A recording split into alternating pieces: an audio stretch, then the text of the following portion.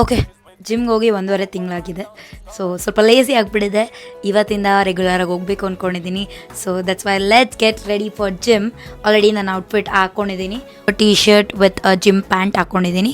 So ಬನ್ನಿ, let's pack ಆ gym bag. OMG, see the dust guys. So these are the things which are inside my gym bag. ಜಿಮ್ಗೇನು ಜಾಸ್ತಿ makeup ಮಾಡ್ಕೊಳ್ಳೋಲ್ಲ ನಾನು.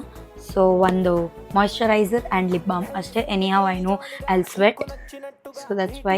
Hair style ಏನು ಮಾಡ್ಕೊಳ್ಳಲ್ಲ, simple pony. ನನಗೆ hair disturb ಮಾಡಬಾರ್ದು. Free hairs ಎಲ್ಲ ಬಿಟ್ಕೊಂಡು workout ಮಾಡ್ತಾರೆ, ಅದು ಹೆಂಗೆ ಮಾಡ್ತಾರೆ ಹುಡುಗಿರು ಗೊತ್ತಿಲ್ಲ ನನಗೆ.